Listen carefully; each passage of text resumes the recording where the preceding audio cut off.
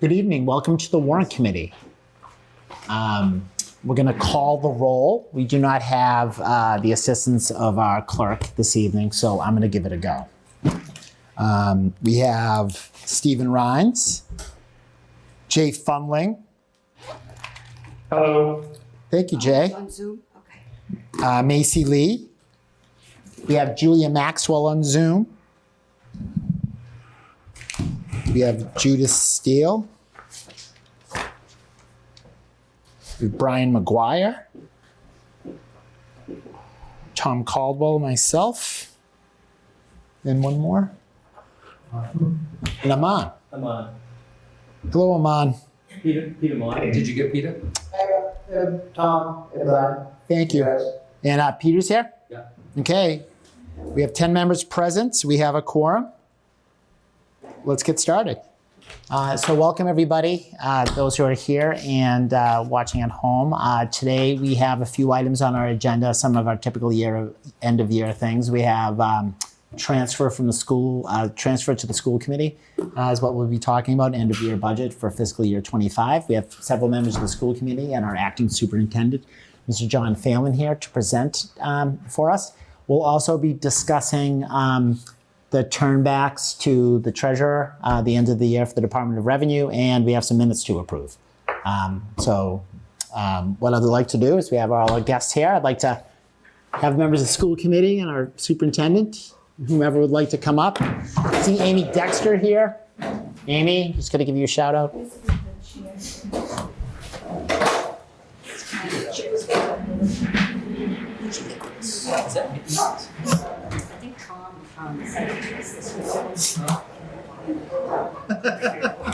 Brian, it should be on your email. It's from this morning, Brian. Right? I just printed it out. So.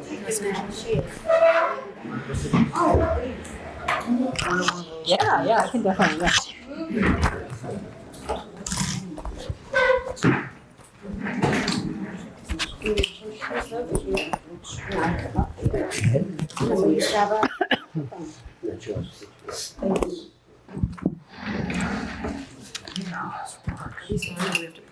Thank you.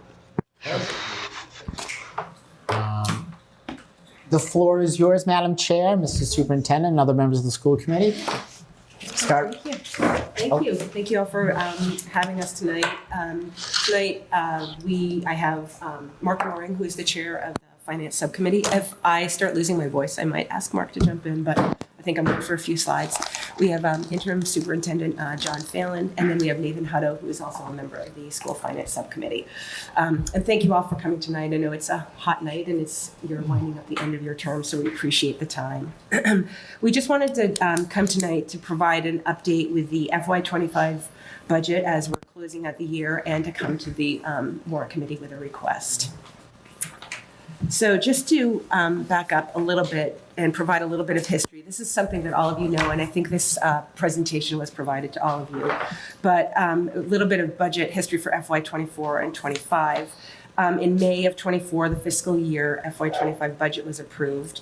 The school was appropriated $67,225,233,000. And then in July 1st of that year is when the FY25 school budget began. In July of 2024 is when there was recognized a fiscal year 24 deficit that was identified and addressed. And then in January 25 of this fiscal year, Assistant Superintendent Catherine Blake, who actually I should have said couldn't be here tonight. She had a prior engagement, so she can't be here. It's at that time that she identified a projected deficit as of June 30th, 2025 of $2.3 million. The issues that were noted were a continuation of the structural deficit within the school budget that had been noted also in FY24. In March and April of FY25, actions were taken to reduce the projected budget. Some of the things that were put in place we'll go into in more detail. But this, we were able to project a deficit of $700,000. Sorry. That's okay. project a deficit of approximately $700,000, but the school committee asked the select board for $1 million reserve fund, recognizing that while we were still projecting a lesser amount as of March, we recognized that there were still several months through the remainder of the year, and we felt that the $1 million was probably more appropriate for what we needed. However, the select board allocated $700,000, and then this was approved by the Warrant Committee and town meeting. In May, during ongoing budget monitoring, the school department noted some unencumbered expenditures, which we'll go into in more detail in further slides, which pushed this projected deficit back up to $1 million. And in June, this additional $300,000 was recommended by both the Warrant Committee and the Select Board, and the town meeting approved the funds transfer into the reserve account of an additional $300,000. So as I noted, with this, we're going to review the history, but also the request. So the request that we're coming to you tonight with is to allocate the $1 million of the reserve account funds that were allocated through the use of free cash to the school department to close this deficit. This money was originally planned to be allocated to the school/town special education reserve fund in FY26 that was approved during town meeting. And now you won't have to do that. If you could go back just one. You were gonna, is it okay? Yeah, sure. While we're on it, until we go down the road too far and we can't remember where we're. So, without this, you might have had to use money from the 26 to plug this reserve account for FY26. So the $1 million is free cash. That is, Yeah, I'm all there. Yeah. But see, money was originally planned. Yeah, so during the override planning discussions, Right. originally the amount was to be set aside to what the town established was a town school Right. special education reserve account, right? That would have oversight from the school committee and select board. And so that would be available starting in FY26.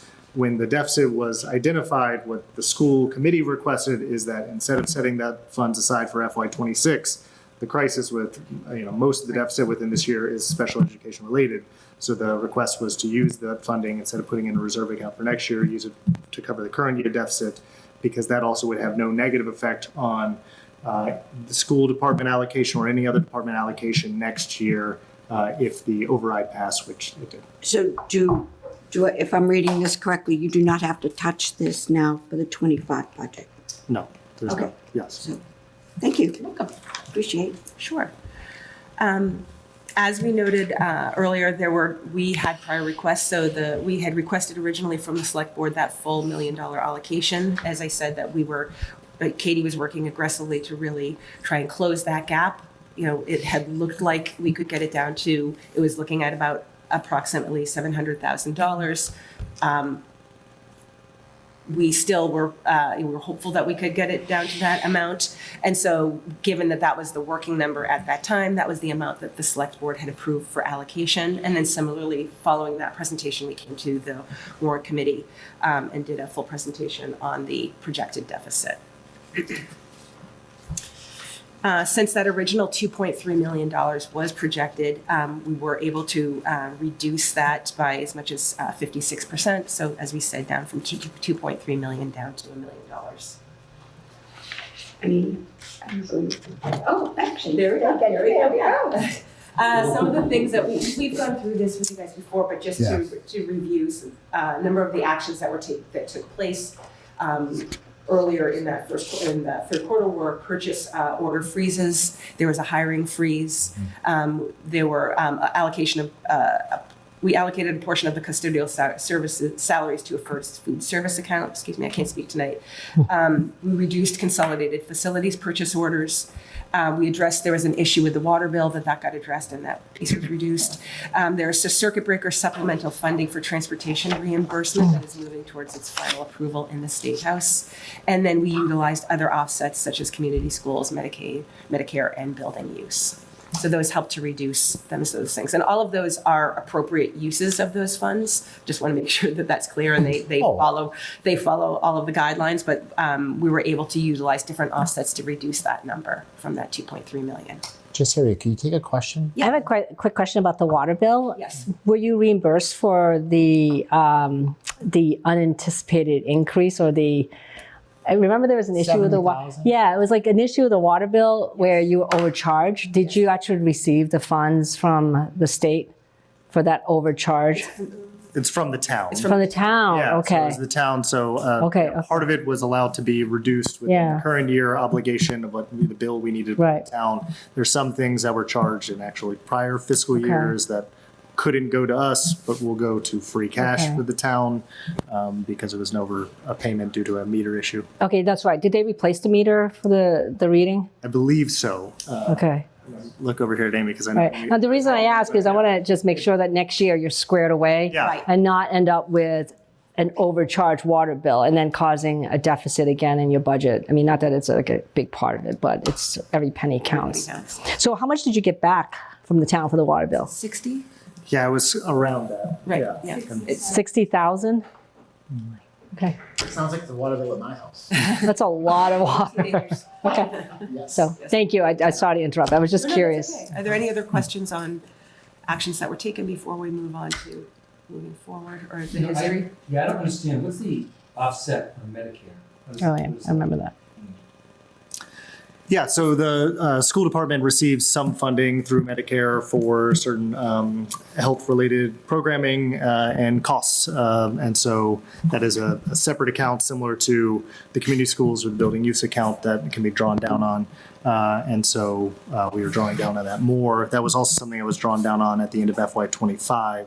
So similar to the circuit breaker, there are reserves that can build up if you don't use the full Medicare funding in order to provide you buffer in future years. That was fully drawn down on at the end of FY24, so there were no reserves left. But then FY25, the original projection was that we weren't going to use as the full 100% of the Medicare allocation to help rebuild that. And it was determined we had to use the full amount to reduce this deficit. And that's the same community schools, it was reserved issue. Yeah, community schools and building use are again funds that are gathered through payments. So building use is reservations of the field house or the field or whatever else for sports. And so those are fees that are used. And so we can pull into those to charge for some facility use. Community schools is obviously for the after school programs, break programs. And so those are a little different in that they're not funds that come from the state. They're funds that come from users who, families that pay into those programs in order to utilize them, and they build up a reserve over time. And so it's a chargeback between those programs and the school department. So Katie, within her monitors uses those. Again, those were also used to close FY24 much more substantially and reduce those significantly. And so we are leaning on them again to try and reduce this deficit as much as possible. Is, just begs another question, like the after school, does that pay for itself? What you charge? Yeah, and right now it's more than paying for itself. We're actually leaning on it, and this is an example. We're like pulling more from it than we probably should be. But yes, that the community schools program has no impact on like the allocation from town meeting for the school department. It's self-funded in terms of the fees. I have a question. Yes. This Medicare reimbursement that you get for certain health related, what if you use it all and still need more? Where would you go for that money? It's an annual allocation. I can't remember if it's a reimbursement or a.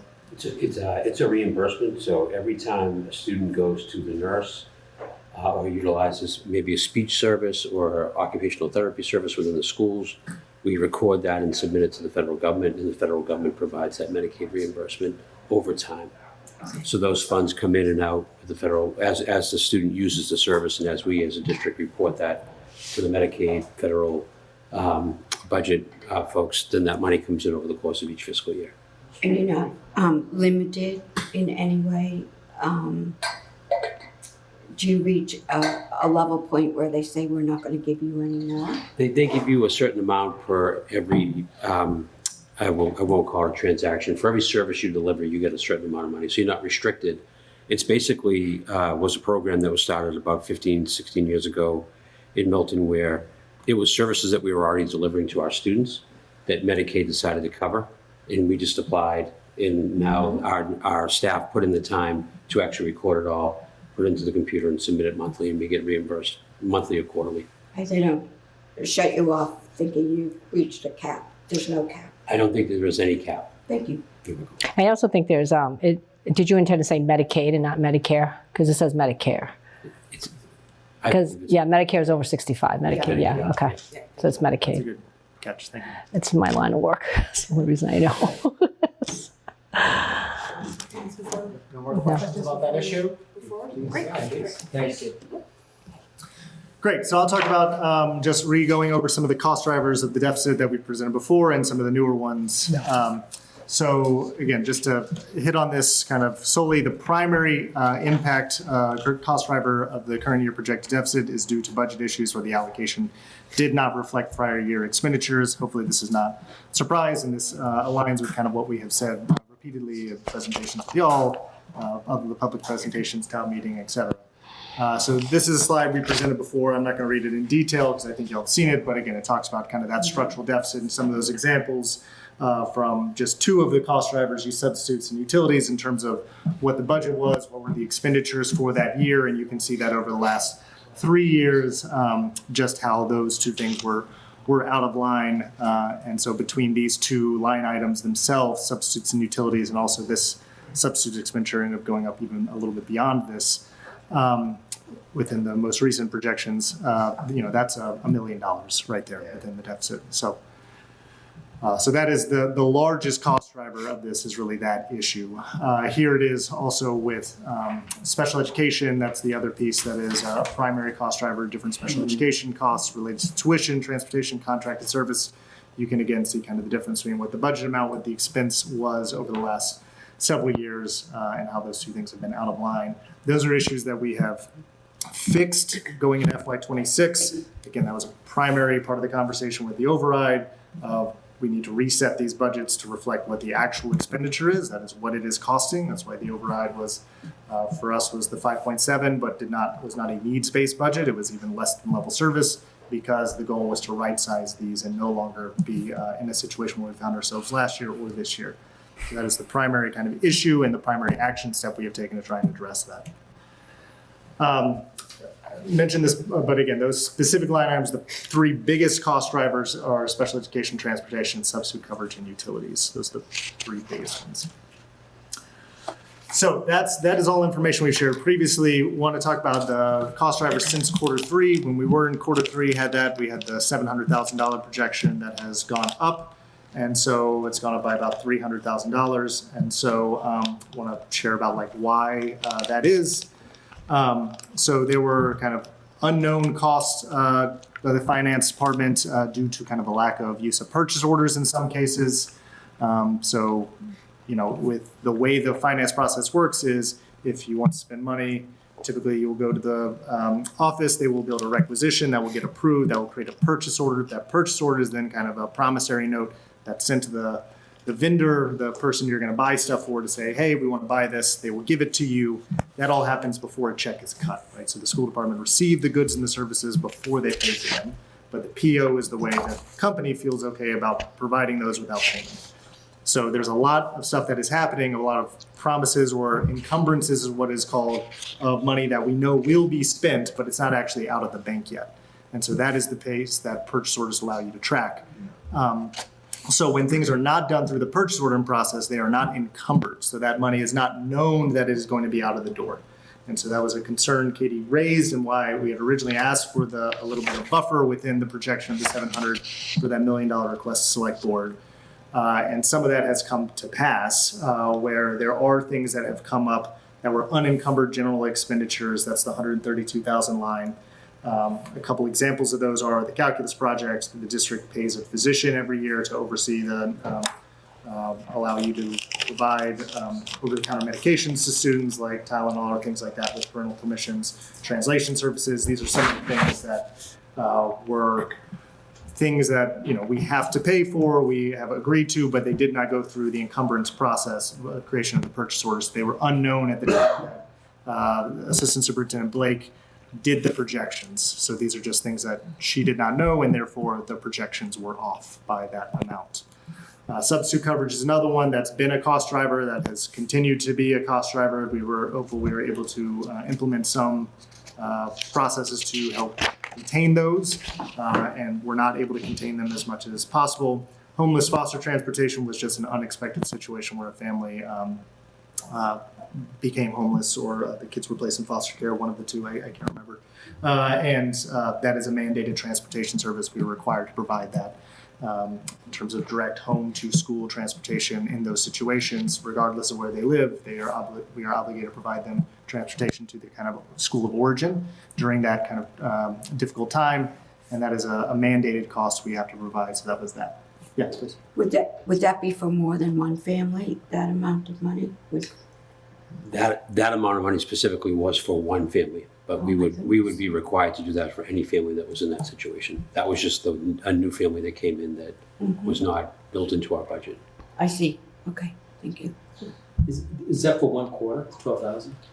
Yes, that family does not live in the town. They actually live somewhere else, and we're responsible for the transportation from the town, from their current homeless facility to their school, door to door. That seems like a lot of money, am I wrong, for like 3 months? Transportation is a lot of money. Day to day, door to door, and I believe the other town was at least 35, 40 miles away. It's $1,000 a week, Yes, 200 a day. yes. Yeah. It is a lot of money. You should do Uber or something. Yeah. Cheaper. Has that been alleviated, this particular cost for Q4? The funding for transportation in general, For this particular family, have they found permanent housing? I do not know the You answer don't to that know. question right now. Obviously, the cost is ended when the school year ended. Yeah, that makes sense, yeah. It's hopeful that. And we'll there find could it. be another family. Right. It could be an ongoing. Yeah. A lot of these are things that, again, an unexpected foster student is hopefully never happens, but it will, and those things can come up. And most budgets, again, these are things that a budget should be able to kind of flex and adjust for. The issue is that we were so tight already with trying to create a tight projection and lower costs, and with Katie within what she was doing to try to control the projected deficits, that there's just no wiggle room. So even the coach's stipend is another one. Katie was projecting that to see a little bit of savings within that. It ended up being $44,000 over her projection. That was still within the athletic department's budget. So it's not like the department itself went over budget, but she was projecting some savings that we did not see. And so therefore, there's nowhere else for that to go other than to sit on top of the deficit, because that is where we're at. Yes, please. In a normal year budget, you have this transportation built into a normal year budget. Correct. You We have buffers built in. right, and you may or may not use that. Correct. I think. And if you don't use it, you carry it over, hope to kind of have a little reserve for unanticipated situations. There is a transportation revolving account Revolving that account. is mostly utilized for how we collect fees for our large school buses and how we pay those bills. So that revolving account usually has, because it collects money over fiscal years, then that's why it's a revolving account. For the funds for special education transportation or for our homeless and foster transportation, that would be in the special education transportation line. Okay. That could be utilized for different special education services. If in the end we had more on that one line item, we might transfer that to another special education service delivery line. So we would utilize that, and/or it would be brought to a revolving account. Okay, thank you. You're welcome. Can I have a question? Just, you have the coach's stipends, it's $44K over projection, and kind of a smaller question to a bigger issue. Is that a previous year versus actual?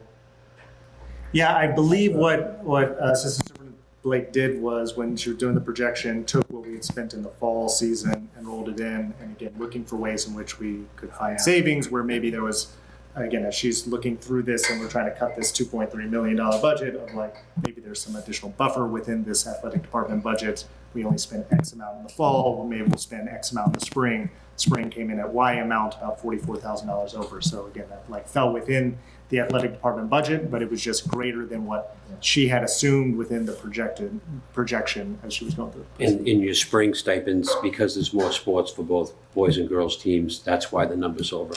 Fall has less sports, therefore less coaches stipends. Spring has more sports teams, therefore more coaches stipends, and that was when Katie just rolled over, I'll take the fall number and put it into the projection as a placeholder.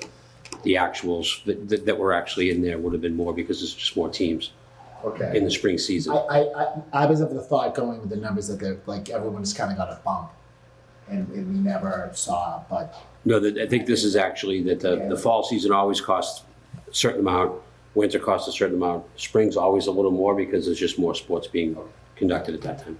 thank you. You answered the question.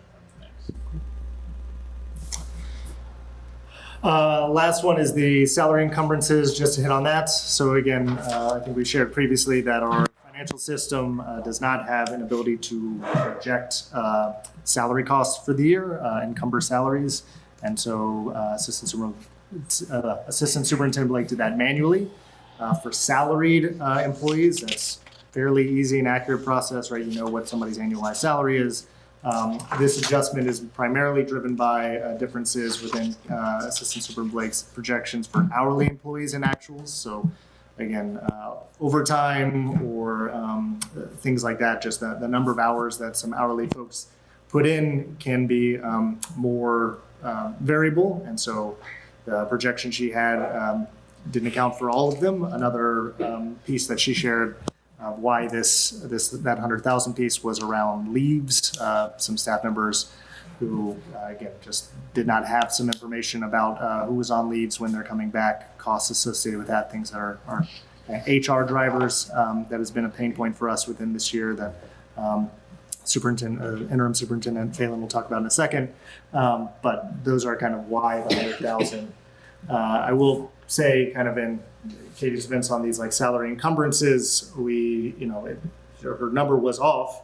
However, we have a $67 million budget, 80% of that is salary. That's about $56 million. She's off by 100,000. That is a lot of money. It's 0.19%, so it's less than 0.2% in terms of what her projection was off. But obviously, again, our situation we find ourselves in right now is that this is 100,000 that is pushing the projected deficit up. Yes. To give an example of hourly employees in the system. Okay, custodians are hourly employees. Some of our HRS employees who are administrative assistants are hourly. Okay. Our Unit D paraprofessionals and aides and BCBAs that work with our students that are not Unit A teachers, but they're paraprofessionals would be hourly employees. Okay, thank you. You're welcome. Any other questions on these? Anybody online have any questions? Ron needs to be promoted. Ron needs to be promoted to panelist. You promote Ron, see ya. Please. I have one question. Yeah, please. Are we waiting for Ron? Oh, you can ask. Is his hand raised? Yeah, the coaches, I don't know if you answered this already, I'm sorry. I apologize if I did. Coaches stipends, the 44,000, was that over, what was it to act last year, do you know? Was it the same amount or was it over last year? So I would suggest that the hourly, the stipends for coaches are in the contract, so they're known numbers. And what we explained a little earlier was that Katie just rolled in the placeholder for fall. So that they are known, stipends are known figures, they're right in the contract. So they have, I don't think they have changed. So it was the same, it was the same last year? It should be about the same as last year. They don't go up every year with the contract. They stay stagnant unless they're altered by the negotiation process. Ron, did you have a question?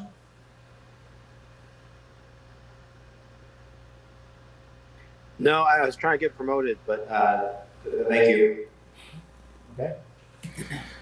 All right, and then we'll quickly Share this text-heavy slide, which I apologize for. I just pulled this one because we've shared this one previously. These are best practices implemented, strengthened, things we've highlighted. I put, again, that top line in bold just to emphasize, again, we think that the work that Assistant Superintendent Blake and others did on the FY26 budget is the thing that most sets us up for success to not be in front of you next year. But there are other things that we have talked about that will be implemented, are being implemented, have been implemented, and they're on this list. One thing I want to highlight that we really haven't talked about as much previously, but kind of as an update, is this hiring of 0.6 FT HR director. This year we had a 0.4 FT HR director, Glenn Pavlicek, who left us in the February, I believe, January, around that time. And so just the lack of that role has really resulted in some cost drivers, some that you see within the salary encumbrances related to kind of some HR functions that it's been really challenging with not having kind of staff there. So John has plans for that, and he'll speak on that for a second. Just the last point is this, again, slide we've shared previously on just some of the initiatives with the town, with the select board that are moving forward. I know on the joint town finance committee, that has been discussed kind of several times at the select board meeting. So that ball is in their court in terms of establishing. I think they'll do that at a upcoming meeting. And then the consultant is something that the RFQ went out. They've been getting some proposals back. We're waiting on that to close, and we'll review. Soon we'll try and give some feedback with the town administrator and his team to select a good consultant. So that is moving forward, and we're excited about that. I'll turn it over to John to speak more. So thank you, Mark. Just wanted to say aloud that the work that's already happening in the month of June in preparation to close out FY25, but more importantly, what are we doing moving forward to ensure that best practices are put in place to reassure the confidence in how we expend the taxpayers' dollars is already happening. There are budget issues in strategies that Assistant Superintendent Blake has already taken that I appreciate. I want to say out loud, Assistant Superintendent Blake could not make it with a family commitment. She has worked tirelessly for the last 6 months to identify this gap, look to shrink this gap, and has done a fantastic job. So I really want to applaud her for this. We have already met with every major spender within the school department, i.e. who has a budget and who has the ability to encumber funds and sign POs. We've already showed them their budget for FY26. We have already talked to them about encumbering all the appropriate expenses so we know exactly where we are in that budget line. That includes athletic director, special education, and our facilities department, who are the bigger folks. We've also met with building principals and our curriculum directors to also set the tone for, this is the budget for FY26. Here's what you have to spend. We want you to allocate resources appropriately. You can't go over this amount. We have every curriculum director notifying everyone through memos about every single purchase that they make that hits all different schools' budgets. So everything is recorded actively in memo form. So Katie can have an archived document to go to ensure that she knows where that money went and why it was pulled out of, say, a high school account or a middle school account for math or for English. This is all going to be paper driven. So it's all recorded and codified so we know exactly where every dollar goes.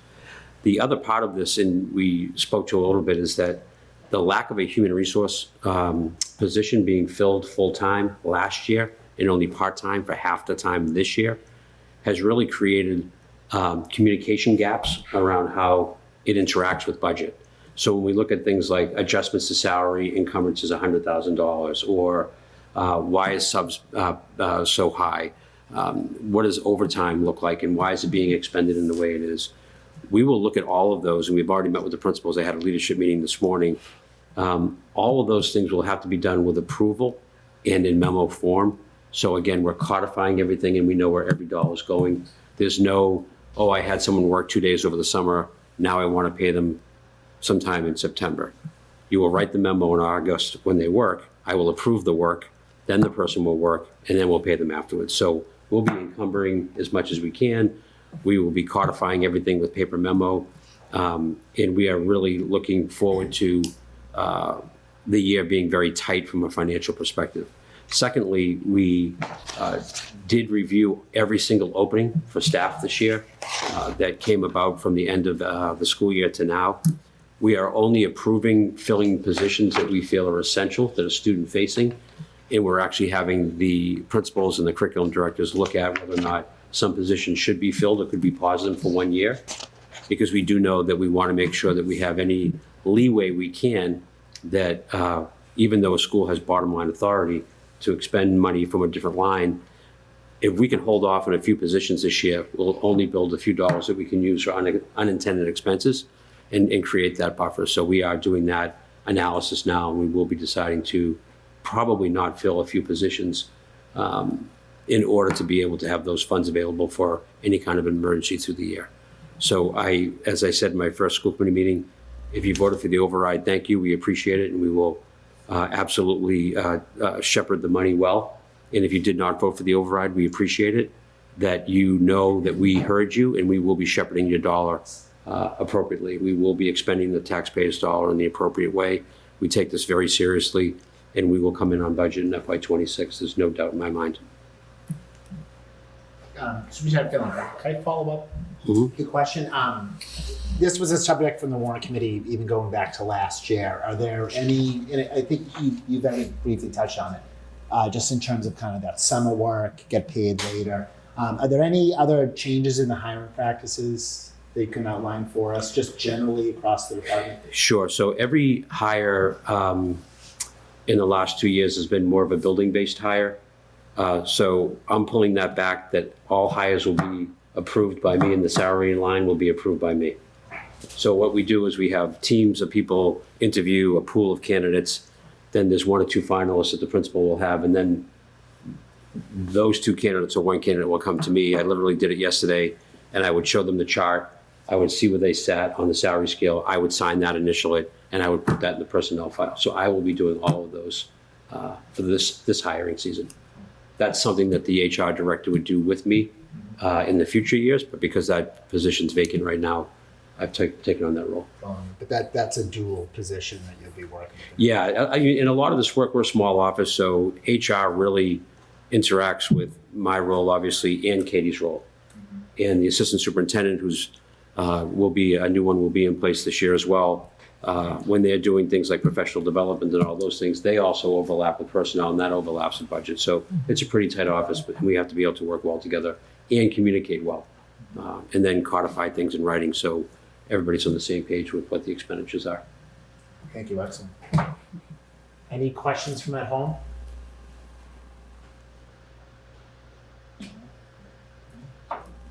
Judy? You got anticipated money from the state. We haven't received it yet, but yeah. I mean, it's not in your hands, but it's as good as it's coming. Yeah. You're not gonna pull it back.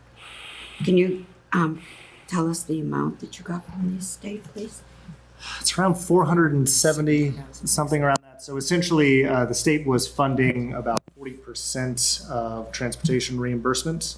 And the state should be reimbursing districts 75%. The original FY25 budget didn't allocate enough to cover the 75%, and so that's why it's 40%. So this supplemental funding is additional funds within FY25 to increase the reimbursement for all districts around the state to the 75% reimbursement amount. And so the 470 is just Katie's calculation. That is what the difference is between a 40% reimbursement and a 75% reimbursement for Milton would be. Okay, so this really isn't yippee, I can do anything I want with this money. It is reimbursement money for a specific purpose. Now what will you do with it when you get it? You've already paid out the money, now they're giving you it back? Yes, the money's already been paid out, so it is a reimbursement. The money is coming to fill the 2.3 million. It's part of that is a big puzzle piece that fills the $2.3 million So it'll, deficit. okay. Right. It's Going into, FY25 funds. keep plugging that hole, keep Yep. plugging that hole. That was when we came back in March. That was one of the things we talked about, the things we're doing, PO freeze, hiring freeze, the circuit breaker supplemental reserve. At that point, that was known that was the goal of the legislature. We weren't 100% that it would go through, but we've been monitoring that throughout the time. As you said, it's now been approved by the Senate, the House. It was in the governor's budget. The conference committee approved it, and so I think there's a couple more things, but it will come through. And when it comes back to you, where are you going to put it? We're I know that. going to put it to fill. I kind of think like when money comes back to me that I spent out, I don't go out and buy a new car or something. Yeah, no, it is just to balance it will be used to balance the FY25 books, as is the same as this $1 million allocation, right? Okay. Between those two things, those are two big pieces to fill what was the original $2.3 million projected deficit, right? So it's the combination of the additional revenue and the shrinking of costs are the two things to kind of close that deficit. Thank you. Of course. So Mark, I had a question. So just running some math, I could be wrong. So if we approve the 300, you'd have the 700, which the select board it's already been approved for you. No. No? Million? The 700 and the 300 have both been approved by town meeting to the reserve account, which is under yours. Right. So if we move the 300, right. So, okay. Y'all haven't moved any money to our department because we didn't ask you, we didn't want you to until we kind of knew where we were getting. Thank you. So it could net out at $1 million. And then with the monies coming back from the state for the transportation, you'll still have a net loss of what, about 900? You said 2.3, isn't that 1.4 you'd have? Yeah, so again, it's a combination of additional revenue that we're getting through, requesting through the reserve account, additional revenue from the state, and shrinking costs through PO freezes, the water bill issue, right, the hiring freeze. So it's the combination of those two elements. It's Do a summary of those areas you're trying to cut. I saw the list you had up there, but I'm looking for what is that list going to be, right? So if you're going to cut from 2.3 down to as low as you can go, right, and then balance it out with the state returning money. So I'm just wondering, what are you going to cut? I mean, you've got POs now. The end of the fiscal year is done. What, in a month? So is that about right? I'm just trying to understand. Yeah. So sorry. No, so that 2.3 has been cut. So I think the 2.3, through all of those efforts that we talked about, have brought that down to $1 million. To $1 million. With that, so yes, and so the deficit that we now have is $1 million, and that's Okay. That's what I was trying to understand, where that 2.3 was. I was trying to understand that. Thank you. Yeah. And a transfer. The circuit breaker funding is that that additional piece. That's that, and then the $1 million is the. Got it. So all of those other pieces have been accounted for. That helps me. Thank you. So the transfer of the 7 and 3 will clear the deficit. Right. Essentially, that's right. And then the action, the 7 actions, rate actions they have there, offset it down from the 2.3 to get it to the $1 million. Correct? Yeah. Thank you. That's what I thought. I was trying to connect that. Thanks. And you're going to exercise these actions in the new fiscal year as well, right? To ensure that there is no deficit next year. Purchase order freeze. Yeah. And again, the hiring freeze is done. Okay. We are analyzing every new hire. We're not adding any FTEs to the budget. We're only analyzing the current FTEs that were moved into the FY26 budget. And if any vacancies occur due to folks resigning or retiring, we are looking at every single one of them. And we have up to 35 positions right now that are quote open in the district, which is the traditional movement in a school district this size. We've already identified at least 2 positions that we think that we could pause. Doesn't mean that we don't need them, but we're asking ourselves the question, could we pause those services because they're not direct to students? And could we use those dollars just to hold in FY26 to make sure that we can get through the year without coming back to the Warrant Committee? We'd like to leave those positions in the budget while we start to reflect on what FY27 could look like. But we're going to be very conservative in our approach to the FY26 school year. Are you going to prioritize the positions such as those that are teachers versus administrative positions? We have the actual 2 positions that were in mind. One's an administrator and one is a position that goes to many schools for professional development and support of teachers. Those are the 2 examples that we have now. Just make a comment. Sure. I love that you have a strategy. I've been on the Warrant Committee for 3 years. This is the best strategy I've heard from the superintendent. And I just want to say thank you. It's exciting to see you're laying this out. It's a vision, how you're going to go about it. And you've got milestones to get there. It's pretty awesome. So thank you. Thank you. Appreciate it. Agreed. It's awesome. I mean, yeah. Can I ask some questions?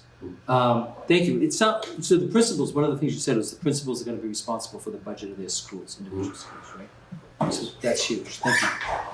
It looks like you went through, from the comments on the Warrant Committee last time, you went through you added all those items that were in the April town meeting? May town meeting, I'm sorry, May 5th town meeting. It looks like you added all those, right? Like you seemed like you acted on them, but no? In terms of the best practices implemented, Right. so It sounds like you addressed it, because that was one of the questions at the town meeting, right? This list existed prior to that town meeting, so some of these we had gone through. I think there were additional things that we talked about as far as possibly what that tri-board looks like. I'm trying to see if there's some other things. There were some areas that we did address, but I think we were working on a parallel path, and some of the things that we had discussed that you had brought up, we had been working along on the parallel path, but definitely went back and reviewed it and took additional things into consideration. and some of those things came up in conversations with the Warrant Committee, school subcommittee, right, which we talked with back in December, talked in January. Had Lori obviously was at many Right, school yeah, finance so it's committees. all, So these are, I think we've Cool. tried to have ongoing conversation with this body and appreciated any and all input and questions and support that y'all have given us. So I certainly think that the work of the Warrant Committee has it looks informed like some of you these did practices. do most of them, but I was wondering if there's any that you missed, because it's like 12 items here, okay? But if there was any that you said, no, we didn't want to do that, but if you've addressed it, any names. Like they talked about engage a CPA firm to conduct periodic review.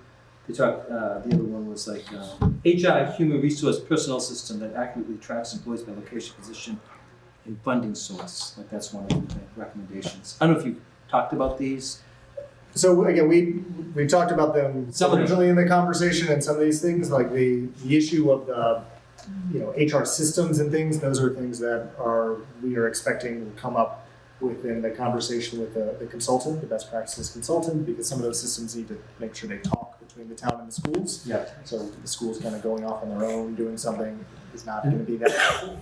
So I think there's still more that we're hoping to learn and implement in collaboration with the town and that consultants, and with the work of the tri-board in terms of just how we think about reporting and engagement with the public and each other, and just make sure we are again just strengthening these practices throughout the year. Yeah, that's great, actually. Thank you for that. I just had some other questions. Special education. You said that last year, the last meeting, you said the population went down.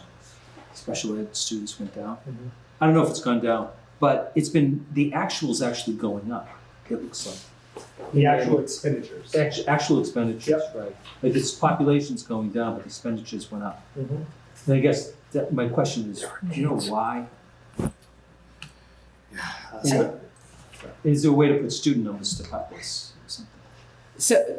So the question is, if the numbers are going down, why is the budget going up? Right. I think there are some things where I'm not clear on the numbers, to be honest with you, how much they've gone down. I know there are some things that still go towards special education costs that don't necessarily reflect a student being in special education, and that would be around that evaluation process. So if a student is referred for special education, if a parent or a teacher or whomever refers them, they have to go through an evaluation process, which then brings into account contracted services. So a school psychologist or a speech therapist or an occupational therapist, they have to go through all of those evaluations. And in some cases, we have people in-house who can do that.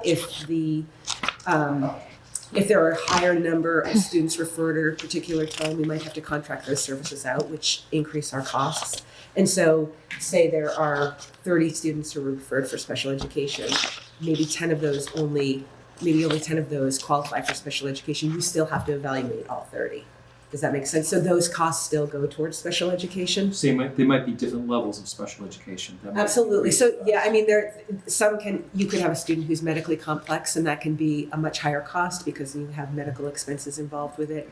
There could be students who are in special education, but they're getting reading instruction, and that could be it, or just speech and OT. So the needs vary by every student. So there's not a sort of a cookie cutter service plan per student. So each student, some student might have one service, some might have multiple services, and that would contribute to the cost. I think the one other thing to note is, I think it was 3 years ago. So I don't know if you're looking specifically at district students in special education. So we have students who are in district, and then we have students who are out of district. So they go to special education schools outside of the district. Those costs, I think 3 years ago, increased by 14%. The tuition alone increased by 14%. So out of district tuition. So the state sets the rates for the state approved schools, and so their tuition increased substantially. So that was a big hit to a number of budgets. So it wouldn't necessarily reflect this year versus last, but if you looked at the cost from this year versus 3 years ago, and those out of district costs would be substantially higher. I don't know if there's more you wanted to add to that. It is a very, it's not a dollar for dollar special education student per cost ratio. Each child has its own IEP where they get services that they deserve, and some of them, as Amanda said, could be just limited to 1 or 2 services, and some students could have 4 or 5. So the number of students doesn't really always determine the number of services and the expenditures associated with that cost in that department. Okay, probably hard to budget. Correct. Okay. I remember this from a previous meeting, but and I think Katie might have brought it up at one of the finance meetings about substitute teachers went way up this year, past year. Is that accurate? And I guess that was one of my questions. I don't recall what the reason was, but why did that happen? Do you know why? Yeah, you're 100% right. Substitutes is a primary cost driver. One of the reasons it's been shared is that it is harder to find external subs to cover. That has been something that's been very challenging for my opinion for most districts. External subs are actually cheaper than paying staff who are in district, right? Paying teachers to cover, right, and give up a prep period and cover, or pay building subs to take on, whatever those kind of agreements are. Typically, those are more expensive to use internal staff. A lot of times, from my experience, the impact on kids is better because those are staff who are ingrained in your building, know the kids better, know the curriculum better, things like that. So from a student learning perspective, that can often be better, but from a financial perspective, it can be more expensive. And so the other is just... So they were in-house teachers, that's the reason? Yeah, so when you can't get an external substitute teacher to come in, you would basically, if a teacher has a 7-period schedule, they teach 5 periods, they have 1 planning period, and they have 1 period off. We would actually take one of those periods that they were supposed to be doing their prep, and there's a contractual amount of money for that period, $27 or $32 that we would pay them. So if you multiply that by the 7 periods, what that teacher would teach, that's more than the cost of a daily sub. So when that happens over time, that accumulates to a higher amount of money that would be expended on that. So to limit that, the district has hired building subs. So every school has a sub every day, no matter what, because they'll cover the first teacher out. And that has helped to a certain degree. But I would say that the amount that I'm looking at on slide 11 of, the variance of the expenditure in 25 was about $1 million. It would be nice to get that back down around 900,000 or so. So we're going to work with a couple of with our principals to find out if there's any way we can reduce that in some way. Okay, I understand. Yes. I had another question. So last year in the town, this doesn't sound like it affects your budget, but it kind of does. But the health costs went way up in the town. And the town pays health benefits based on 20 hours a week. And my recollection was the school department had a lot more part-timers. I think I did ask this last meeting, but I'm wondering if there's like a way, so we're paying more, like you have 2 part-timers, but you're paying full health benefits for both at 20 hours a week. Is there a way to have 1 full-timer at 40 hours a week? Could that be like considered so that we only pay like 1 health cost, so we save like $20-something thousand a year? Yes, certain jobs could be combined if that was the case. I think a lot of the part-time people, and I can look into this further, are more like 0.8 or, which means they're 4 days a week. We don't have any job sharing going on, so some districts would job share. So I would teach 3rd grade with you, we would share the class, and we were both 50%, so we would both be eligible for insurance. We don't do that in Milton. It's not a very good practice for a lot of different reasons. So one of which is you only have 1 health insurance if we have 1 employee. But we can review what part-time folks that we could combine for FY27 to see if we could reduce healthcare costs. Help the town. Yep, absolutely. That'd be great. Thanks. Thank you. That's all I have for questions, but I appreciate it. Thank you. You're welcome.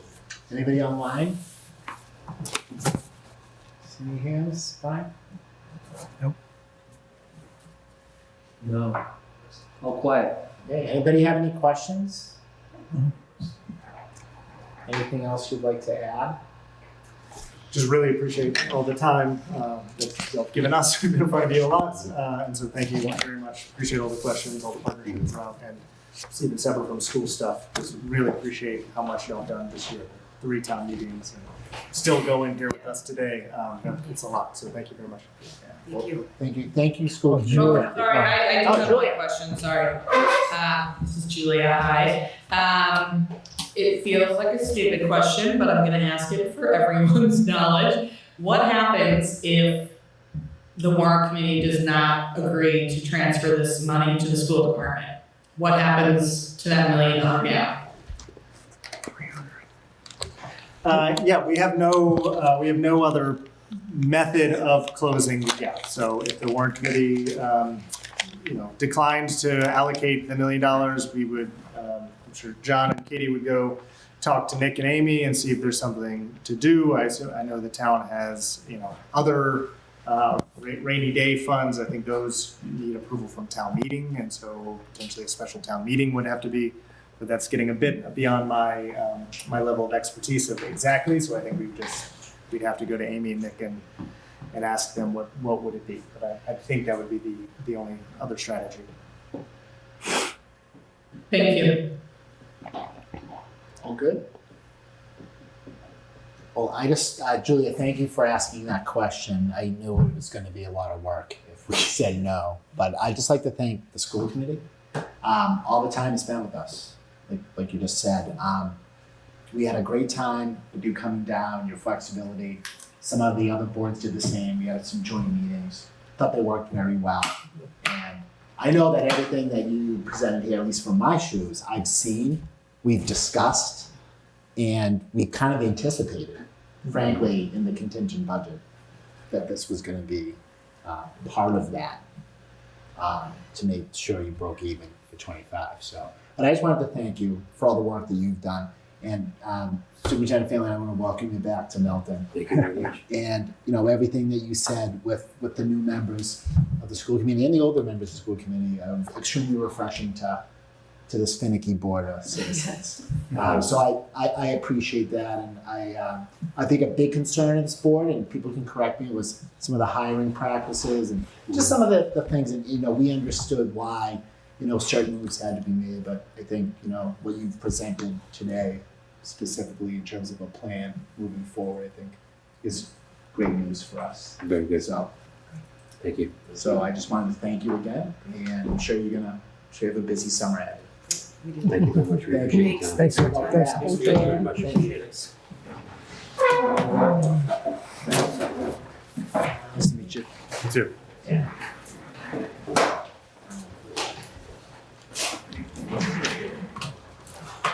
Okay. I don't know if we have a lot of members online here. Does anybody want to mention anything? Anything you'd like to discuss? Raise, pro, against? Julia? Oh, thanks. Yeah, I think just reiterating what you were just sort of alluding to, Tom, which is that to remind us all that it's really nice that this isn't a surprise to us. Of course, it, is unwelcome news, was unwelcome news when we learned about it this winter, most of the whole town. But I really appreciate the school committee and the finance subcommittee's transparency, both with us and the public in general. So, we've known this is coming. And as weird as that is to say, I appreciate that we've known this is coming. And we I think, have had the opportunity to really understand why, how we got here, the fixes that are in place to hopefully ensure we don't end up here again. So, yeah, just I guess kind of to remind all of us that this is not new information to us, and that's really nice. Thank you, Julia. Not to interrupt our discussion, but the town administrator just came in the room. And I just didn't know if there's any information you'd like to share with the committee, or is just spectator tonight? We're here to chat about our own budget when the committee's ready. Perfect, okay, thank you. Sure. Didn't mean to call you out. No, I was upstairs. I got the text that the school's had wrapped, so I came down. There's another meeting I am attending. Thank you. Does anybody from the committee have any other comments? Brian? I think it's been said, but no, I appreciate the actions that they've taken. I know last year was quagmire, but I think it's great that they, the last couple slides, I think it's great that they have taken, they seem to be proactively taking actions on things to address it. So I think that's good to see. Yeah, I And know. I know they're gonna hire somebody. Jay has a question. Hey, Jay, something you'd like to say? Sure, just quickly, it was said earlier tonight, but I wanted to sort of make sure it was out there that this $1 million, we travel back in time to like February, this $1 million, the $1 million is going to go into the special ed reserve account. And now, after all is said and done, we prove that it's going into the schools. So, just emphasizing the point that this moving from school money to school money, it's not schools dipping into the pocket of the other town department employee. Wanted to be clear about that. Thank you. Thank you, Jay. Anyone else? No. You want to vote? Yep. Okay, anyone online, we're gonna call the roll.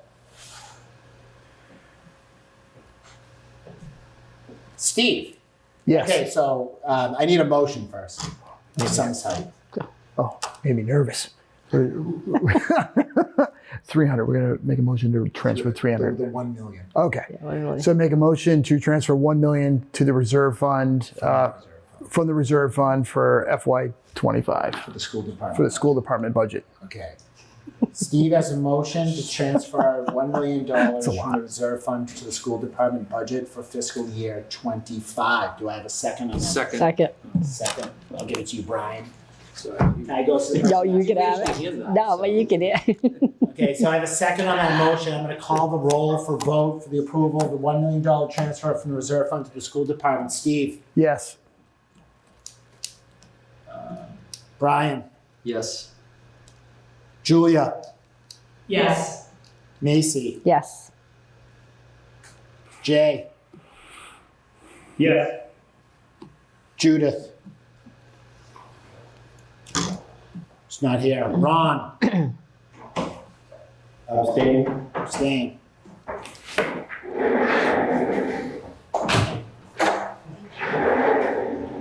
Vote. This is to move the 7 and the 300. Yes. Yes, Yes. Judy? thank you. Come on. Aman? Yes. Yes. Okay. That's it. Transfer complete. Tom? Yeah. Oh, Peter. I didn't know you were here. Thanks. Yes. Thank you, Peter. My apologies. Okay. One abstention. So, Tom, did you get the vote? oh, yes, Tom called roll. Sorry, I don't usually call the roll. Usually it's the secretary. We voted to approve the $1 million transfer to the schools. Good luck in the next year. I know you have a lot of work ahead of you. And we wish you all the future success. Thank you very much. Nice presentation tonight, and a lot of good information. Thank you all. Thank you. Do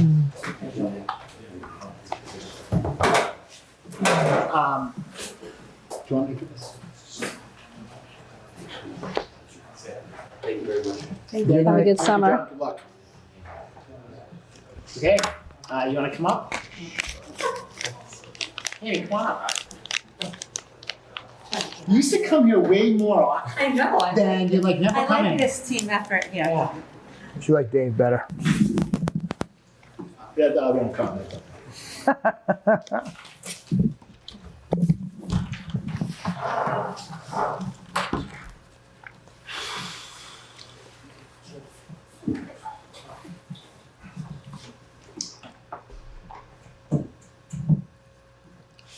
Good evening. Good evening. The floor is yours. Thank you, Great. Ms. Mon, for being here, and Amy. Thank you also.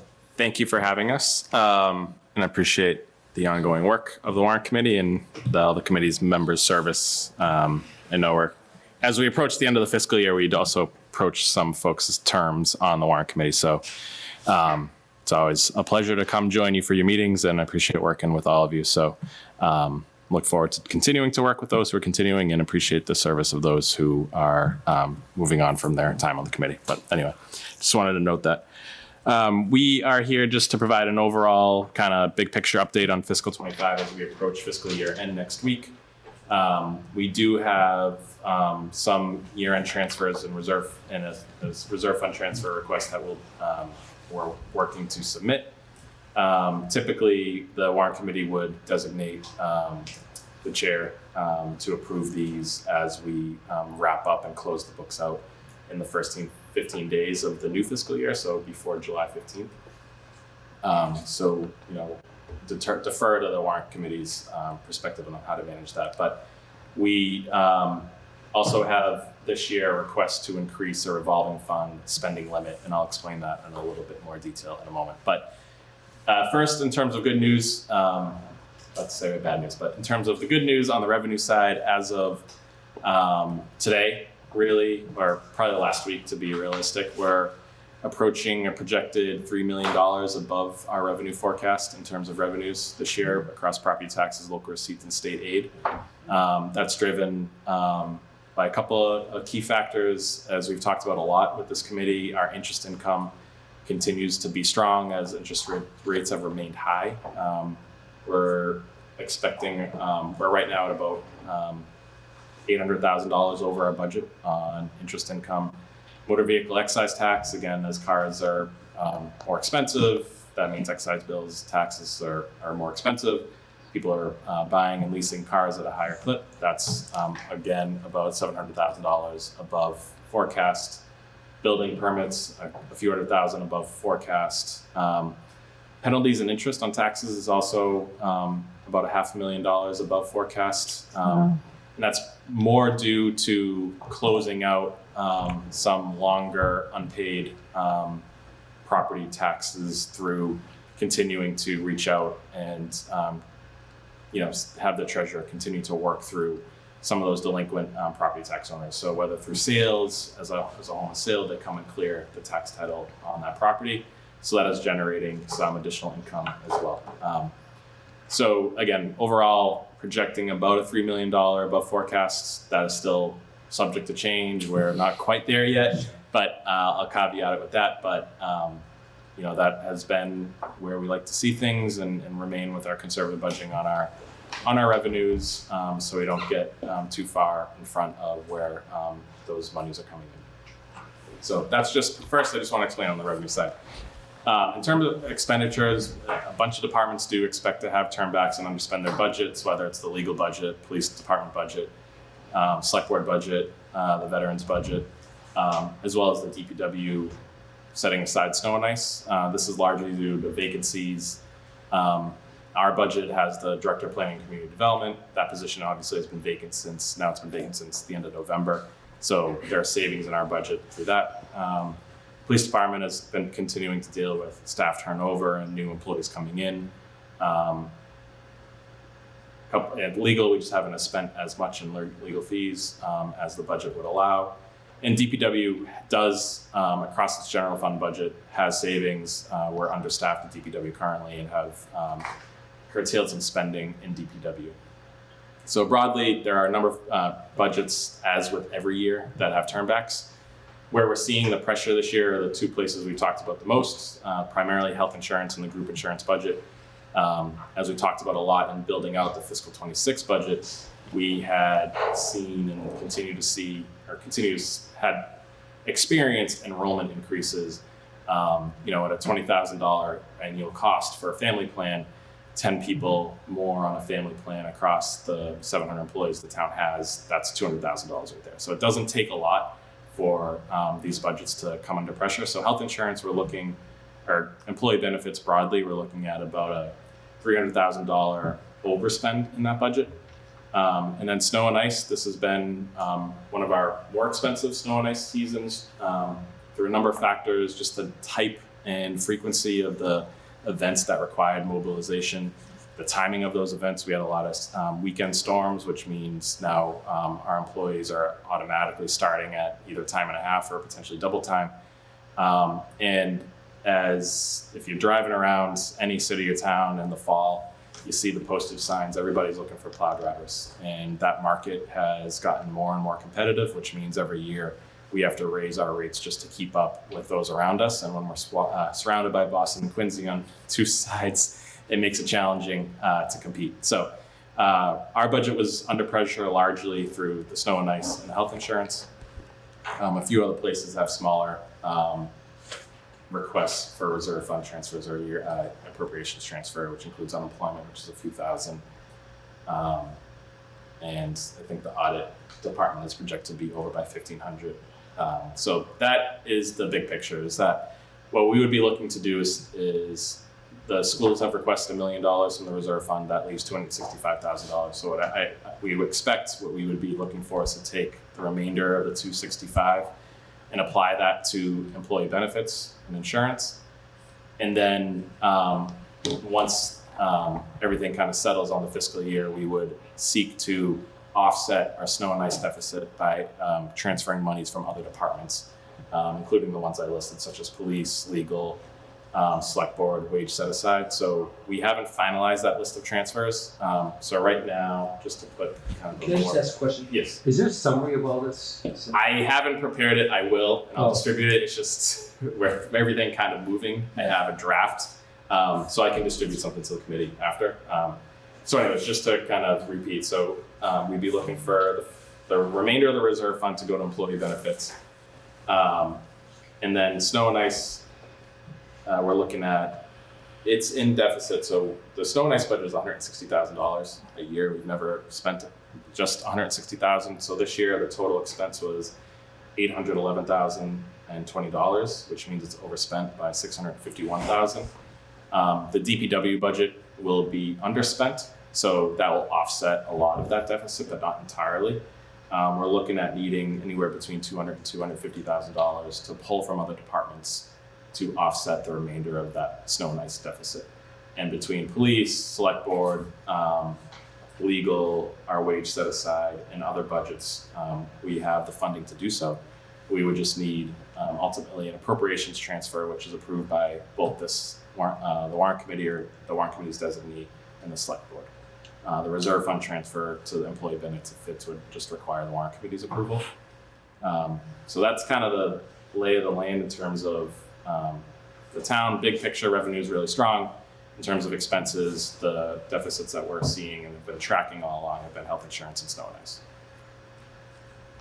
Thank you, Nick. Does anybody have a question on the committee on how this works, if you don't know? Just how the turnovers work and how the money is basically moving it between. Just reallocated to cover all the other deficits. But is everyone comfortable? Because I'm gonna ask for a vote for a designee to sign. So I just wanna make sure whomever ends up going there has a full understanding of the purpose of the exercise.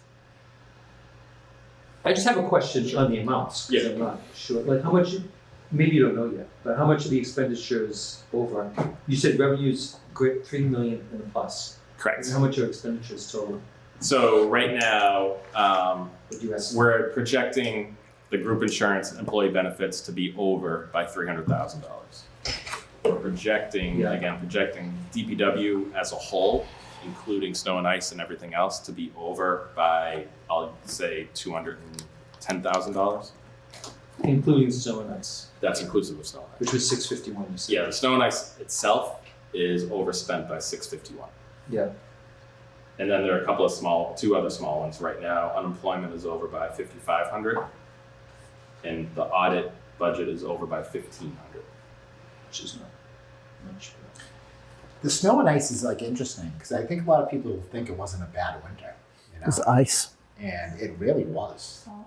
Yeah. A lot of salts, and a lot, if you look at the more detailed expenses, it's the overtime expense is much higher than it normally is, and then a contractor fee is much higher. So that just shows the number of mobilizations and the hours that they had to work and when those calls were being made. And you mentioned that to us, I remember, like previously. Can I ask you, this is on topic, but not really, how much do they get an hour?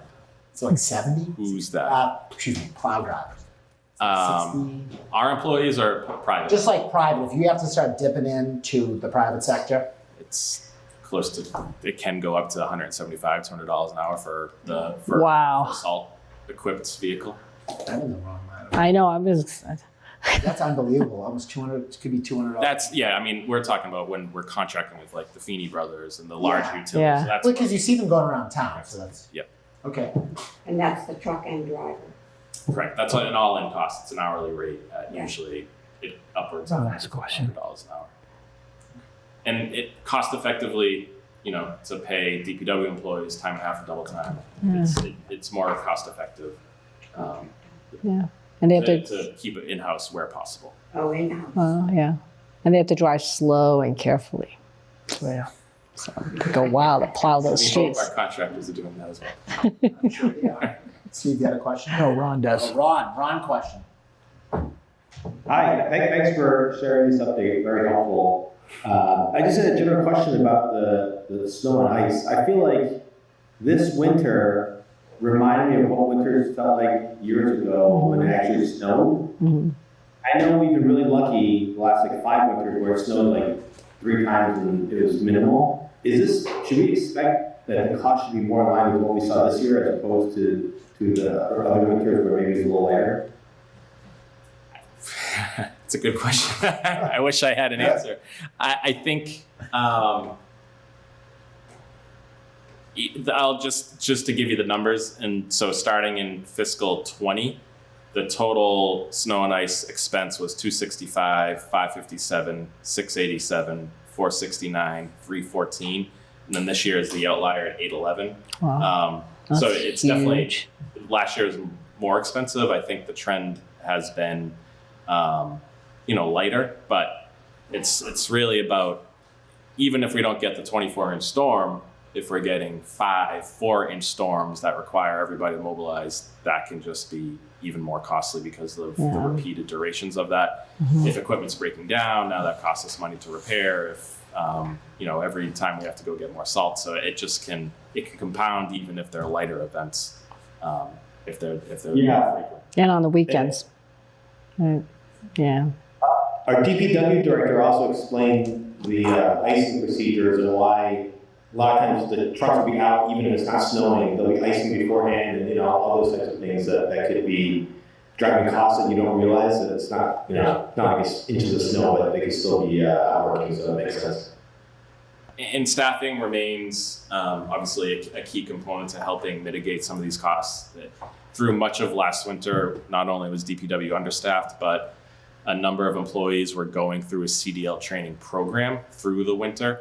A lot of them got their CDL license actually in mid-January, But now, that's, they got their license, they passed the tests, but it doesn't mean they're ready to go out and start driving, big vehicles for 12 hours at a time. So, as we continue to, develop our workforce, hopefully retain that talent, retain those licensed individuals, we'll be in a better position at the start of next winter than we were at the start of this winter.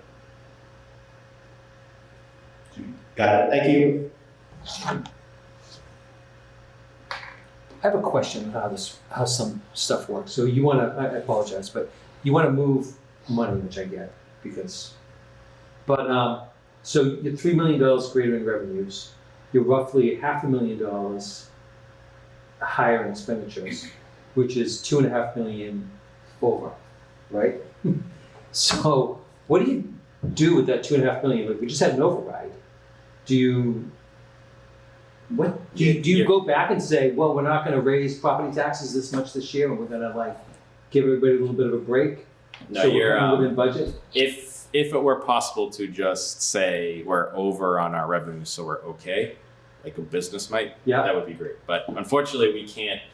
That revenue can't be spent unless it's appropriated by town meeting. So when we set the budget, we set appropriations are tied to our revenue projections. So what we're saying is, here's good news that we can't do anything about quite yet in terms of the revenues. This will start to form the basis for free cash that's certified in the fall of this year for next year. So we'll take that revenue as the first factor in free cash.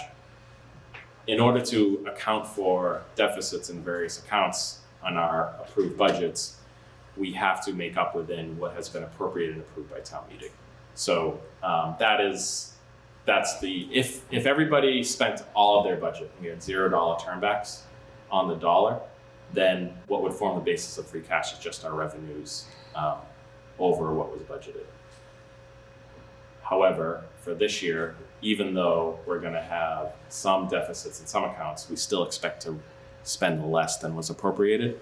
So we're going to take all of our revenue, we're going to add in all of our savings from our fiscal 25 budgets, and then that'll start to form the basis of free cash. So I probably did a little more detail there. I was talking about how the year closes out, but for purposes of how the budget is managed is we can only spend what has been appropriated by town meeting, even if our revenues look good. So what?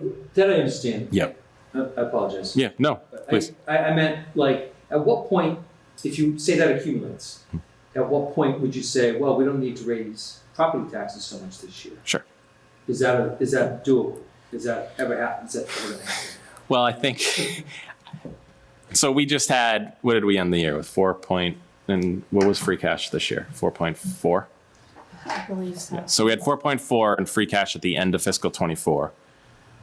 But because it wasn't sustainable, we went ahead with, the override and the increases to property taxes. So while this is good and it's good to have these numbers, it's important to also to think about how many of them are one time and not sustainable. Like penalties and interests, that's $500,000 over budget because we had a bunch of delinquent taxpayers that we've caught up on. Interest income, it's been high the last couple of years, but interest rates crash, that money's gone. So now we can't really count on that. So I wouldn't want to increase our revenue estimate to the $1.3 million that we brought in because who's to say where interest rates will be? Some of them are more sustainable than others. Motor vehicle excise tax, it'll go down, but it won't necessarily plummet. But again, trying to be conservative. So where we can revise those revenue forecasts as we move forward to fiscal 27, we will. But in terms of foregoing property tax increases, I wouldn't see that as very likely.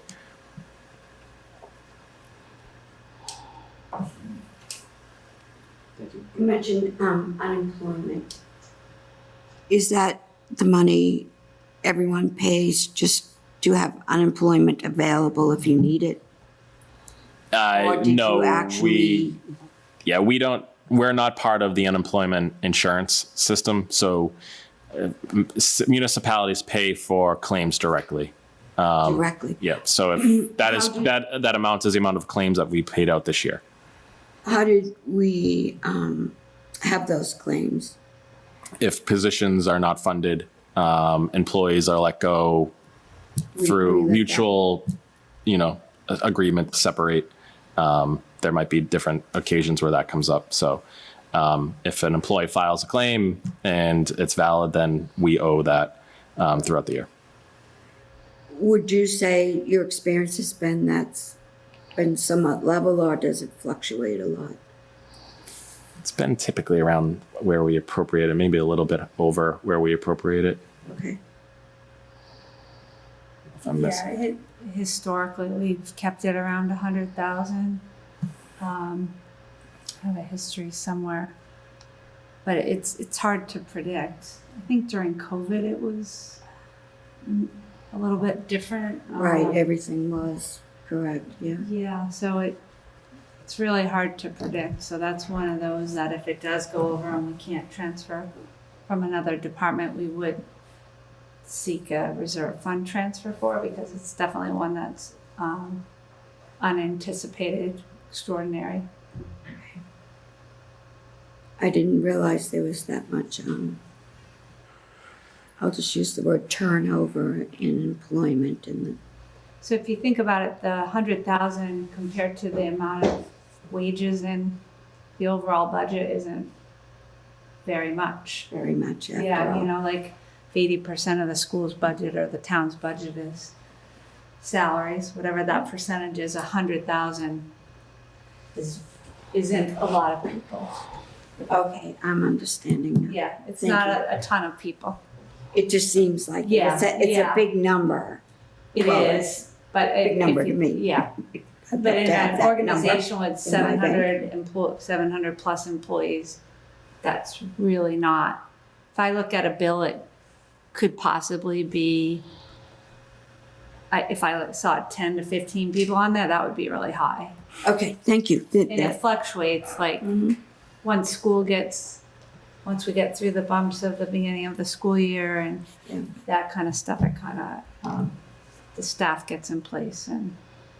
Thank you. Anybody have any further questions from Nick and Amy concerning the year-end transfers? Understand how it works? Anything you'd like to add that maybe you think you should know, or? No. Yeah, please. Well, so Nick mentioned that there'll be some transfers from some town departments to other town departments, but there will also be transfers within departments, because the way the money is appropriated is how you see it in the town meeting warrant. So if a department has a line for salary and wages and a line for general, we can manage within those two. So if, for example, there's a vacancy in salary and wages and general goes over, we have to request a year-end transfer to go from salary and wages down to general or vice versa. So there'll be, there'll be a few of those that will also come, that we'll be seeking approval for. Net overall on that budget, it's zero, but it's just more of a housekeeping matter. Makes sense. Does anybody have questions to what Amy just spoke about, the interdepartmental transfers? Anybody online? Yeah, okay. Thank you, Amy, for mentioning that. I don't think we have any other questions. Okay. The other item on that we wanted to come down about was we have a number of revolving funds that are approved with expenditure limits each year. The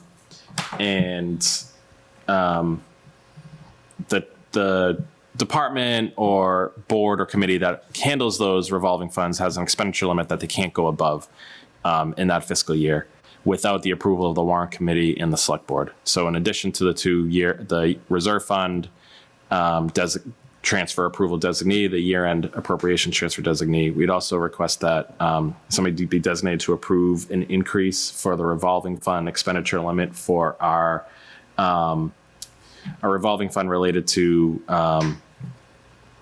the electric vehicle chargers. The solar The and energy conservation that's under the consolidated facilities that was approved at the May 2017 annual town meeting. The expenditure limit on that is $10,000. We bring in revenue well over that. The department is expecting to land closer to the $15,000 range, but we're requesting an approval to increase that for this year, to close out this year. And then we'll revisit that where that expenditure limit should be going forward for next year's town meeting. But that would be a 1-year increase only allowed for fiscal 25.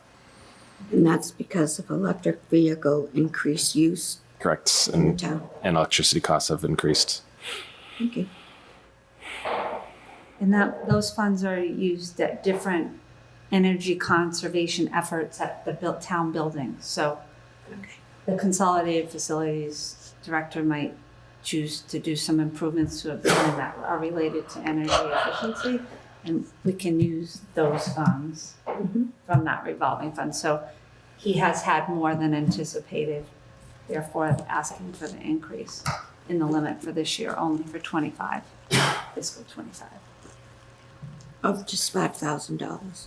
It would be 10,000. We're asking for an increase from 10,000 to 20,000 to protect us. We think it'll come in at around 15 or so. So Okay. just to be safe. So what is the negative? And you leave that extra, say you Asking used for 20, 18. expected to come in at 15. So you would leave the 2,000 in that revolving fund for future use? Correct. It'll stay in the fund. Yep. Anything that's not spent stays in these funds specifically. But what we are asking for isn't to put money or anything. The money's already in there. It's just for us to allow them to spend more than they're limited. Otherwise, I have a deficit in there. It's like a credit card. Yeah, you don't have to, if you approve the 20, it wanna- doesn't mean he's gonna spend up to that limit. Right. Okay, thank you. Awesome. Can I ask a related question? Milton has a pretty, I think, a pretty good sustainability committee.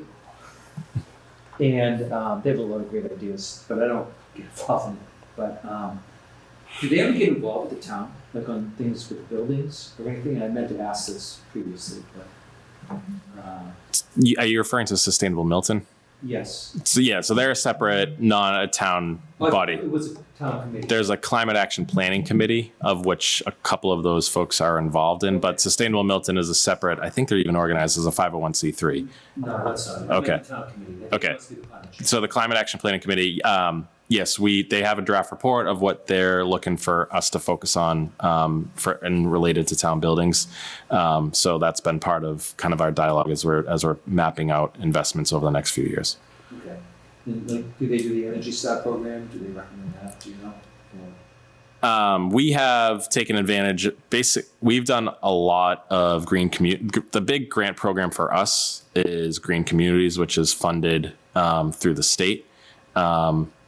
Mass Save has some programs for municipalities. A lot of their electric vehicle programs have kind of phased out.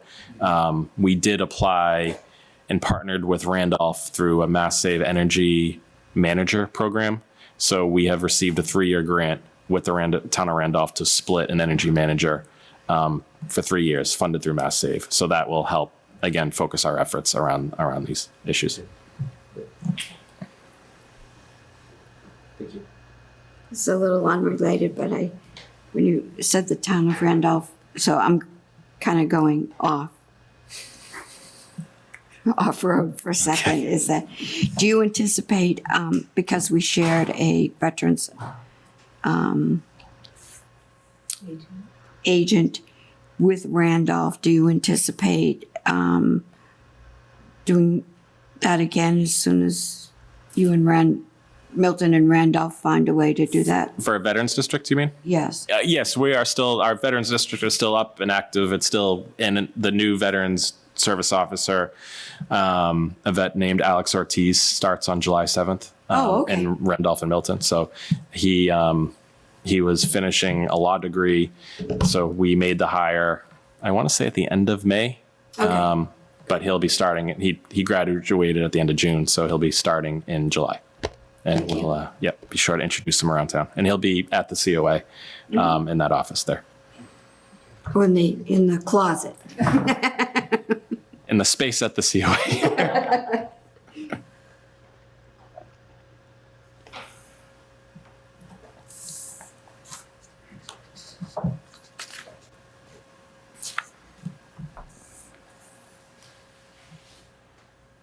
Okay. Anything else?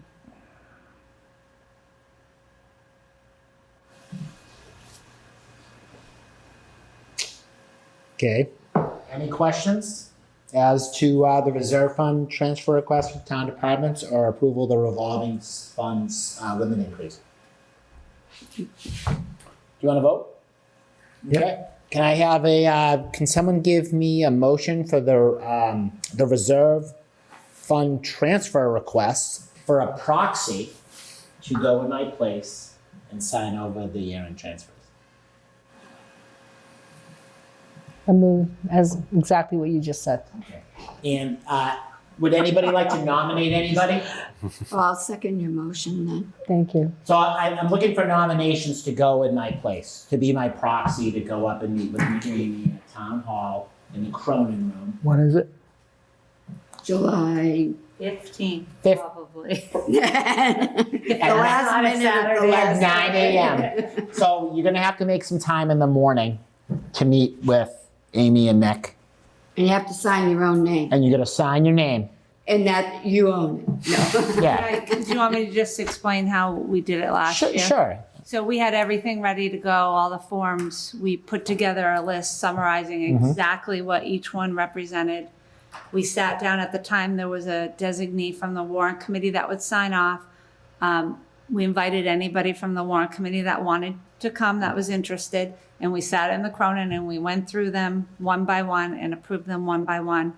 Probably took an hour and a half, maybe most, Not not a even lot. an hour, I would say. Yeah, it's pretty straightforward. I'll have it all organized and summarized so that it's easy to understand. You'll have one list that summarizes everything, and then just each one will have an individual form that just needs a signature. On the 15th, you said?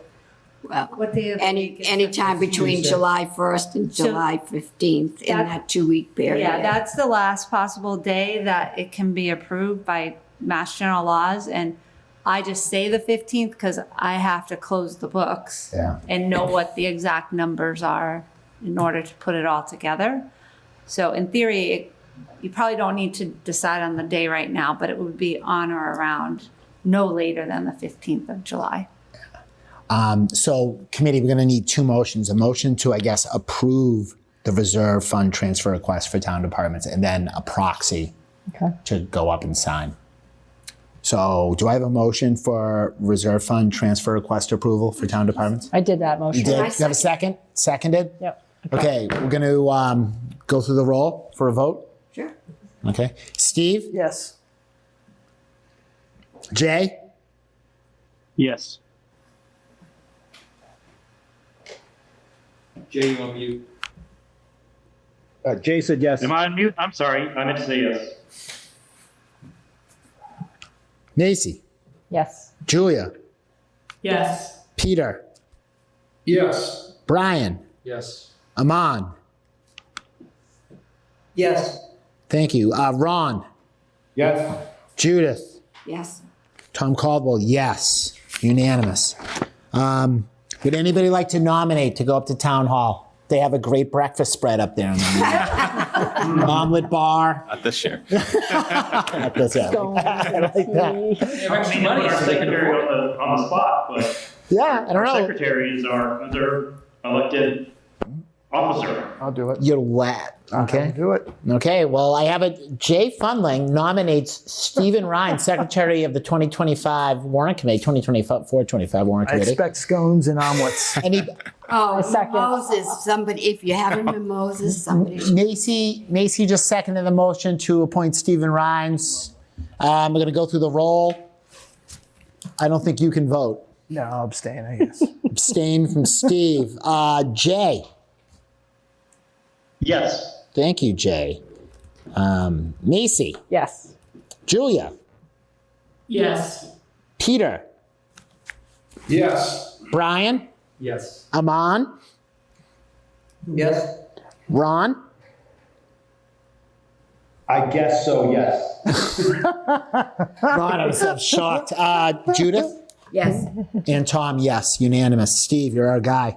So, Amy, you, can you Practice your signatures. John Hank. Figure out a time. It has to be in cursive, right? Palmer method. Oh, boy. We do an X. Yeah. Okay, so reserve fund, the transfers are approved. You're approved. Now we just have to move on to approval of the revolving fund spending limit increase for the electric vehicle charging stations behind Town Hall. And maybe some other written there? minor things too, right? No, that's right. Yeah, what's That's the- all of that. What's the agenda? Is everything. Go I have from an 10 to 20, right? Yeah. This Ms. Milano, I have an email from you. Would that be the appropriate, You looking for like the verbiage? just the verbiage? To increase the spending limit for the revolving fund for consolidated facilities from 10,000 to 20,000 What was For previous? environmental things for energy conservation. and energy, thank you. Okay, as to that verbiage language stated by the town administrator, I'll make a Anyone wanna make that with motion? Exact verbiage that we just heard. you want to second it? Second. Seconded by Steve. I'm going to call the roll as to that transfer. Steve, Yes. Jay, Yes. Macy, Yes. Julia, Yes. Peter, Yes. Brian, Yes. Aman, Yes. Ron, Yes. Judith, Yes. Tom, yes. Unanimous. Okay. Okay, I think that's it. It's been quite a year. Been quite a year. And I apologize for my part. And It's been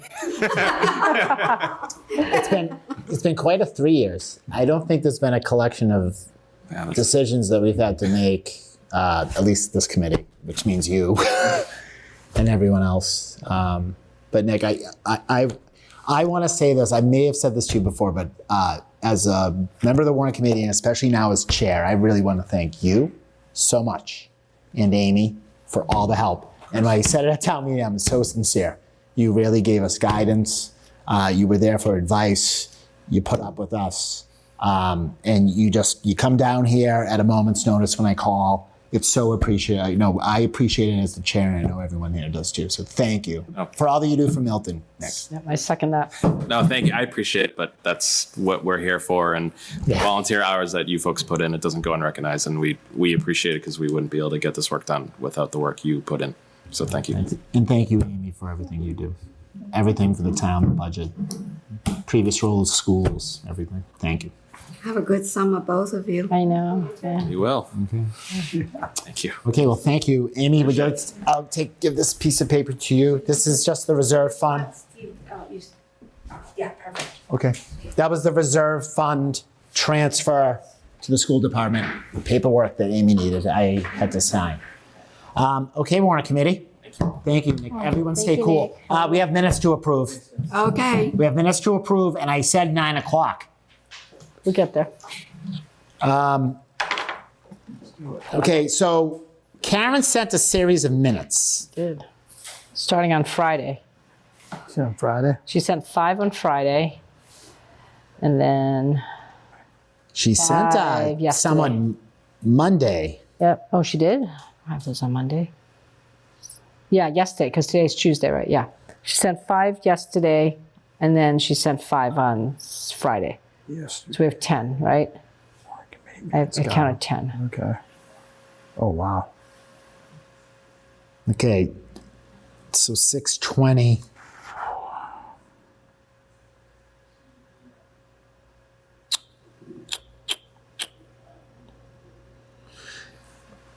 This is an email from 6:20 where she sent minutes, and please correct me if I'm wrong, from July 9th, August 26th, September 16th, October 21st, and October 28th.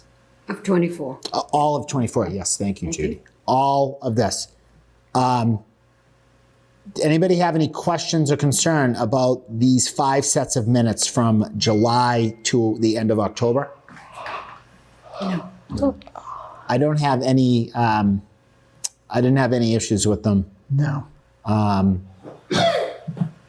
So I'd like to do what I did last time, approve these in a block if there's no one objects to it. The email dated, I'll make the motion as the chair, is Friday to approve minutes from July 9th, 2024, August 26th, 2024, September 16th, 2024, 10/21/24, and 10/28/24. Do I have a second? Second. Judy, second. I'm going to call the roll as to those minutes. Steve, Yes.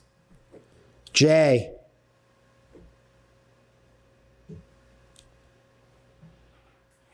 I think he dropped. I'll come back to Jay. Macy, Yes. Julia, Abstain. abstain. Peter, Yes. thank you. Yes. Brian, Yes. Aman, Yes. Ron, Yes. Judith, Yes. Tom, yes. The motion carries. The minutes from July to October 2024, the Warrant Committee have been approved. Second set of minutes. These would be from, again, in Friday.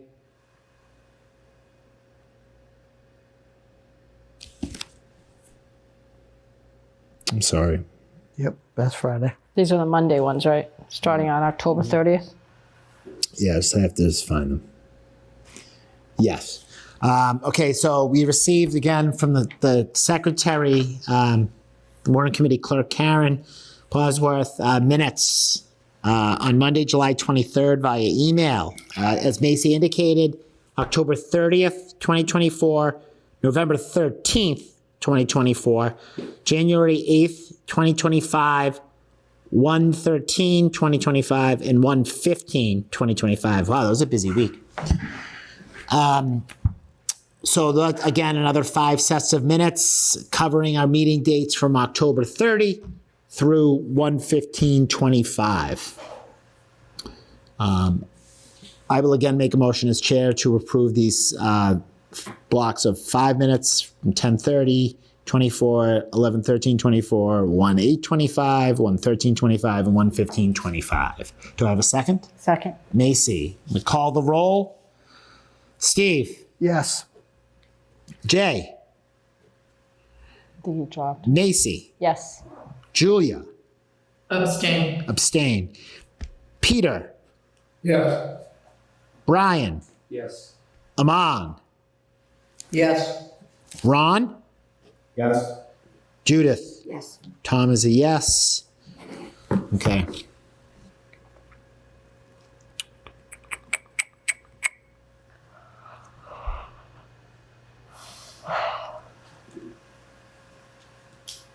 Hey, there we go. No Wi-Fi down here. Okay. Anybody else? Anybody have anything you want to talk about? What's everyone doing for summer? It's the last meeting. I was just being Vacation. silly. I'm sorry. Yeah. Where are you going? Is this it? I'm gonna- This is it. This will be, okay, everybody, even though it's online, this will be our last meeting. This until June 30th for the Warrant Committee, 24-25, unless by some type of emergency we're called back for whatever, I don't know. I highly doubt it, and it probably will not happen. But remember, we sit through the 30th. If you've reapplied, you'll be contacted by the moderator at some point, and you'll have to go through the whole swearing-in ceremony with our new moderator, Liz Dillon, filling out the paperwork, Sue Galvin, and all that stuff. So, I'd like to say something. sure, Judy. Judy, you're a third-year senior member. Please. It's just been a really nice year. I've enjoyed meeting new people, reconnecting with others, and I thought we had a very vibrant Warrant Committee this year. A lot of good discussion and debate, and we voted well, I believe, on so many issues. To the town at large that may be listening to me, it does seem that I'm going to put pat on the back to the Warrant Committee, but we do put in a tremendous amount of hours in the endeavor of the warrant and the town issues. And I saw you, Tom, on a Connect Milton. No, can I say this? Yeah, of course. Connect Milton, and because all the departments were describing what they do, the committees, and if you want to get involved. And I could hear somebody in the audience gasp when you said, "Well, yeah, at least 100 hours a year." And I could hear it like, a year, but I think that it does come down to that, because it isn't just sitting at the table or on Zoom, if that's what you had to do, if your tooth fell out. And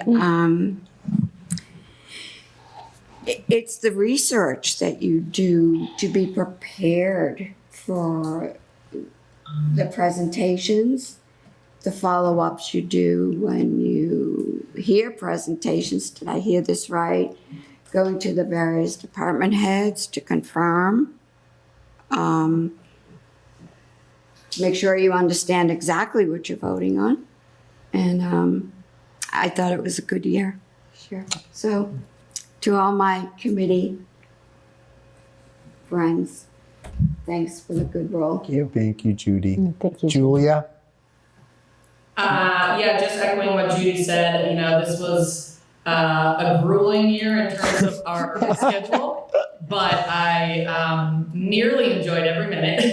Yeah. And I really appreciate this group. I've learned a lot from all of you. And I just specifically wanted to say thank you to Tom, our fearless leader, who I think has chaired this committee with fairness and respect. And I really appreciate your leadership and what an active role you took in a crazy busy year with lots of coordinating amongst everyone and their mother. So just want to give you a special shout out, because all the work you in particular put in has not gone unnoticed. So thank you. Yeah. Thank you, Tom. Thank you, Julia. That's really nice. No, thank you, everybody. And like to what Julia said and Judy, this was really a good year. It's a different year. Thought we all got along well. We disagreed, which we have to and we should do. But I really like the group. I appreciate you putting up with me, the amount of time, the meetings, some of the things we did, some of the things we wanted to do that I didn't get to. It really was a lot this year. I mean, I don't know, I found that this year was, maybe we went and met just as much in the earlier years, but I found maybe just because of the seat I was sitting in. But I appreciate everybody. And thank you. The budget was harder this year because we had to look at two different scenarios. Yeah. Without any, it's a lot easier if you're only looking at one playbook At one, instead of looking at two playbooks that you have no control over. Yeah. And so it was extra. I think there were some extras. It was extra meeting, but I just want to say this. I really appreciate you. And I know, especially from after the town meetings, people who came up to me and thanked me and, thanked you all through me. And some even said, we didn't really agree with you, but we can't argue with your reasoning and the work that you put in. And, it was a great just hearing some of those accolades, for all of you. And the town appreciates it. And this is a very unique board in Massachusetts. Only a few towns have them. And I've spoken to some other people I know in other towns, and they said we should have a committee like that too, that kind of goes over everything, unelected citizens, and kind of give their first take to town meeting what they think about these things. So, but I guess the biggest thing is thank you for all putting your hat in the ring and getting appointed and being here every night. So that's all I have to say. Thank you, Tom. If no one else has anything more to say, Oh, no, don't. I'm going to say thank you, Milton. Thank you, Warrant Committee. Have a great summer. Make a motion Motion? To adjourn. to adjourn. Seconded? All in favor? Aye. Have a good summer, everybody. Have a good summer, everybody. Take care.